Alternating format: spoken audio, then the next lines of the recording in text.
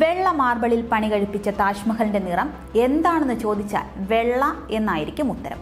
എന്നാൽ സ്വർണ്ണ നിറത്തിലും താജ്മഹലിനെ കാണാനാവും. നിലാവുള്ള രാത്രിയിൽ താജ്മഹൽ സ്വർണ്ണ നിറത്തിലായിരിക്കും.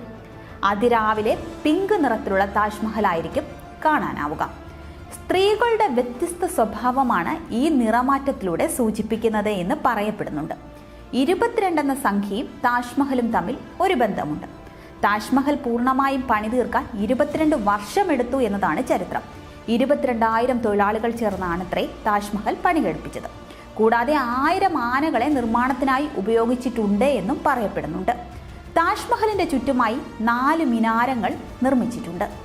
എന്തെങ്കിലും കാരണത്താൽ മിനാരങ്ങൾ തകർന്നാൽ അതുമൂലം താജ്മഹലിന് നാശം സംഭവിക്കരുതെന്ന രീതിയിൽ പുറത്തേക്ക് ചരിച്ചാണ് ഇവ പണി കഴിപ്പിച്ചിട്ടുള്ളത്.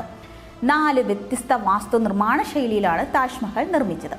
പേർഷ്യൻ, തുർക്കി, ഇന്ത്യൻ, ഇസ്ലാമിക് വാസ്തുവിദ്യ താജ്മഹലിന്റെ നിർമ്മാണത്തിൽ ഉപയോഗിച്ചിട്ടുമുണ്ട്. താജ്മഹലിന്റെ നിർമ്മാണത്തിന് ചില ചൈനീസ് ബന്ധങ്ങളുമുണ്ട്. ചൈനയിൽ നിന്ന് ഇറക്കുമതി ചെയ്ത ക്രിസ്റ്റലുകളാണ് അലങ്കാര പണികൾക്ക് ഉപയോഗിച്ചിട്ടുള്ളത്. ശ്രീലങ്കയിൽ നിന്നും ടിബറ്റിൽ നിന്നും അഫ്ഗാനിസ്ഥാനിൽ നിന്നുമുള്ള ചില വിലപിടിപ്പുള്ള കല്ലുകൾ നിർമ്മാണത്തിന് ഉപയോഗിച്ചിട്ടുണ്ട്. താജ്മഹൽ പണി കഴിപ്പിച്ച ശേഷം ഷാജഹാന്റെ മനസ്സിൽ തോന്നിയത്രേ ഇതുപോലൊരു നിർമ്മിതി ലോകത്തുണ്ടാകാനേ പാടില്ലെന്ന്.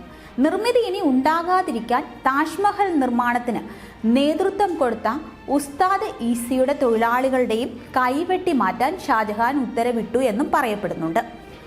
ഈ ഉത്തരവ് നേരത്തെ തന്നെ അറിഞ്ഞ ഉസ്താദ് ഈസ ഷാജഹാൻ ചക്രവർത്തിയുടെ പടയാളികൾ നടപ്പാക്കുന്നതിന് മുമ്പ് താജ്മഹൽ അവസാനമായി തനിക്ക് കാണണമെന്ന് പറഞ്ഞതും ഇതിനുശേഷം ഒരു ചുറ്റികയും വലിയ ആണിയുമായി താജ്മഹലിന്റെ ഉള്ളിലേക്ക് പോവുകയും താജ്മഹലിന്റെ ഏതോ ഒരു ഭാഗത്ത് ആണിയടിക്കുകയും ചെയ്തുവെന്നും അതേ തുടർന്ന് ഓരോ വർഷവും കണ്ണുനീർ തുള്ളി പോലെ ഒരു വെള്ളം മുംതാസിന്റെ ശവകുടീരത്തിന് മേൽ വീഴുമെന്നും പറയപ്പെടുന്നുണ്ട്.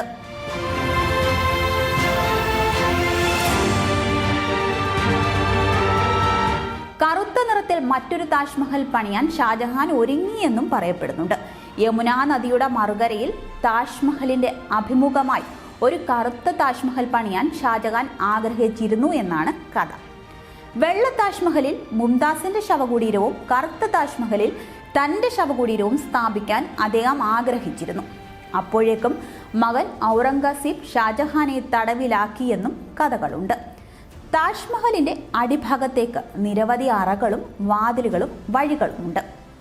താജ്മഹലിന്റെ അടിത്തട്ട് പൂർണ്ണമായും തടി കൊണ്ടാണ് നിർമ്മിച്ചിരിക്കുന്നതെന്നും യമുനാ നദിയുടെ ഈർപ്പം കൊണ്ടാണ് ഇത് നിലനിൽക്കുന്നത് എന്നും പറയപ്പെടുന്നുണ്ട്.